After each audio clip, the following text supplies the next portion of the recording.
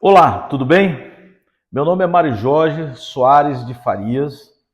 O número da minha inscrição é 512 03 9632. Estou concorrendo ao cargo para professor de História, Zona Urbana, Rio Branco, ok?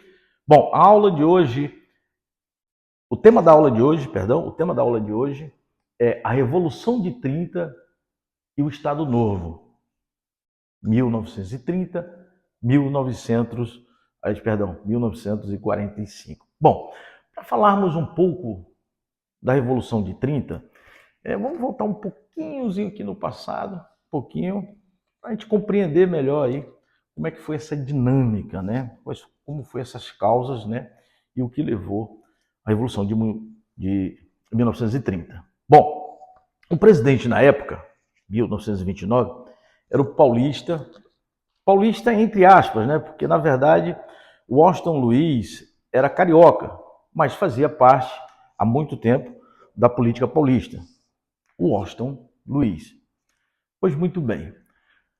O Washington fazia parte da oligarquia paulista e, por seu lado, a oligarquia mineira fazia parte, né, desse acordo político, pode-se assim dizer, né?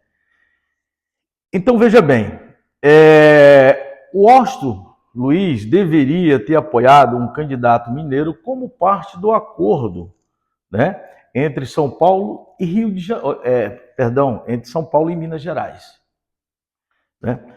Mas o que foi que aconteceu? O Washington Luiz, ele rompeu, né, com a oligarquia paulista, rompeu com a oligarquia mineira, né? E apresentou Júlio Prestes como seu sucessor. Obviamente, a oligarquia mineira iria romper, trouxe aquele mal-estar, né? E aí rompeu e, simultaneamente, aliou-se com a oligarquia gaúcha e lançou Vargas como candidato. A eleição aconteceu em um clima de grande rivalidade. E o vencedor foi Júlio Prestes. E uma parte da chapa de Vargas, chamada Aliança Liberal, não aceitou a derrota e começou a preparar-se para um levante armado. Quando eu não posso esquecer de uma particularidade importantíssima, que dentro dessa contextualização, dentro dessa ação da Aliança Liberal para um avante armado, aconteceu algo ruim, muito ruim. O vice de Vargas, João Pessoa, lá em Recife, foi assassinado em uma confeitaria.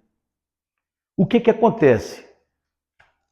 Eles entendem, né, que foi os opositores, né, que mandaram assassinar, e na verdade não foi. Foi uma questão muito pessoal, né, da região dele, e isso foi provado depois ao longo do tempo. Pois muito bem. Esse movimento armado, conhecido como Revolução de 1930, foi iniciado em 3 de outubro de 1930 e estendeu-se até o dia 24 de outubro. Washington Luiz foi deposto, né, por uma junta militar. Foi levado a ser exilado, né, posteriormente, né? E aí, a partir daí, no dia 3 de novembro, anunciou Getúlio Vargas, né? A partir do dia 3 de novembro, anunciou Getúlio Vargas como presidente provisório do Brasil. A Era Vargas durou 15 anos, iniciando-se em 1930, como eu falei anteriormente, e encerrando-se em 1945. E os anos do governo Vargas foram divididos pelos historiadores em 3 fases. A primeira fase, que é do governo provisório, que é de 1930 a 1934.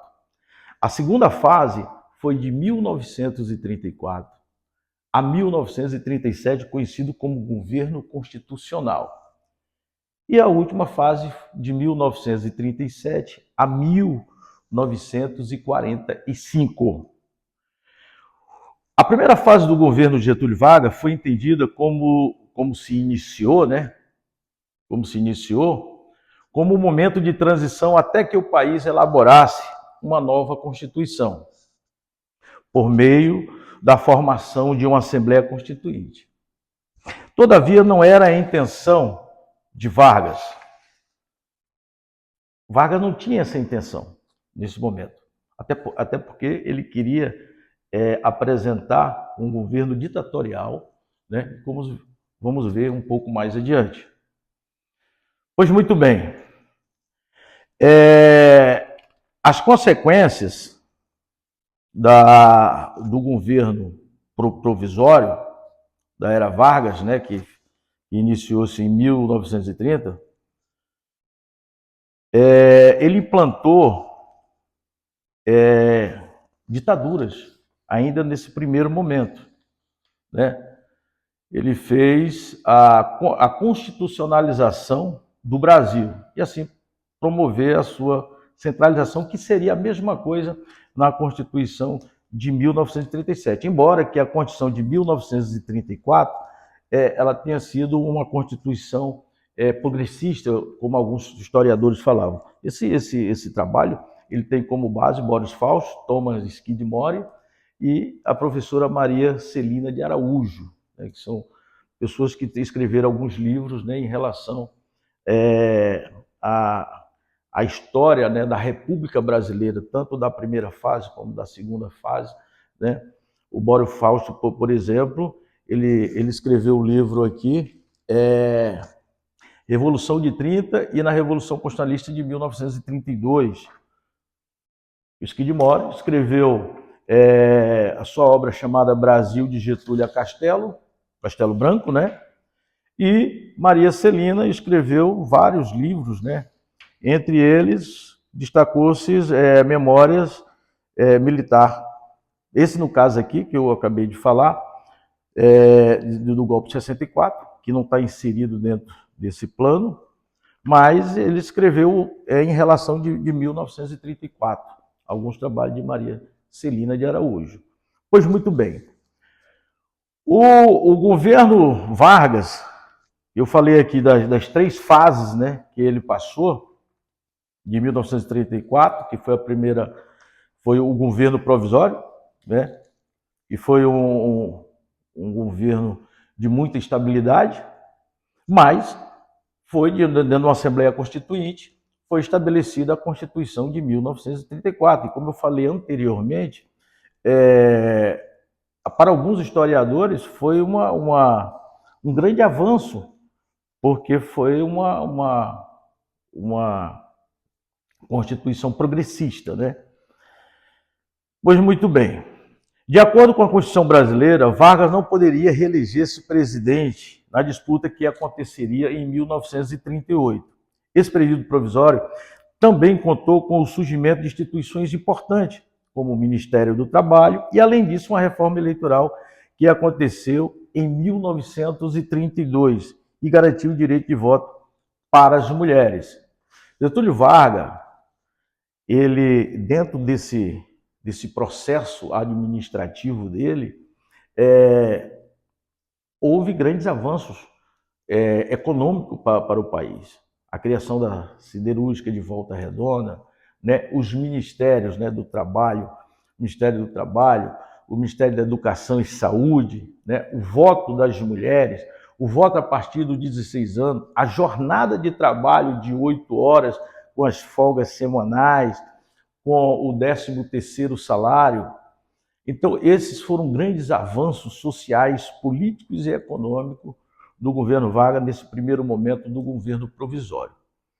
Porém, a oposição nunca ficou quieta diante de todo esse contexto histórico e historiográfico do segundo período, né, da República Brasileira. E aí veio a Revolução Constitucionalista de 1930, 37, não, teve a de 32, perdão, eu acabei me equivocando aqui agora, a de 32, né, que acabou sendo promulgada a Constituição de 1934. Eu tenho que organizar esse contexto, eu acabei me atrapalhando aqui, eu peço desculpas, mas veja bem, dentro desse processo que eu acabei esquecendo, de 1932 para a Constituição de 1934, tivemos a Constituição de 1937, que foi apelidada de polaca, né? E ela tinha muita essência do fascismo da Itália, né? Tinha muito disso, tinha muito esse contexto. E essa Constituição estabeleceu o que realmente Vargas queria, centralizar o poder somente para ele. Pois muito bem, isso não durou tanto tempo assim, embora que seja de 1937 a 1945, para a história é um tempo curto. Mas o que acontece é o seguinte, começou, né, sucumbir o governo Vargas quando as elites começaram a ficar insatisfeitas paralelamente aos militares. E a partir daí, eles começaram a forçar Getúlio, né, a pedir a sua renúncia. Por fim, o governo Vargas acabou se deflagrando por diversas razões sociais, políticas, econômicas e as rivalidades, né? Mas o fato é que o governo Vargas foi sucumbido tanto pelas elites brasileiras como pelos militares e parte do povo brasileiro que também queriam que se encerrasse o governo de Getúlio Vargas. Muito obrigado.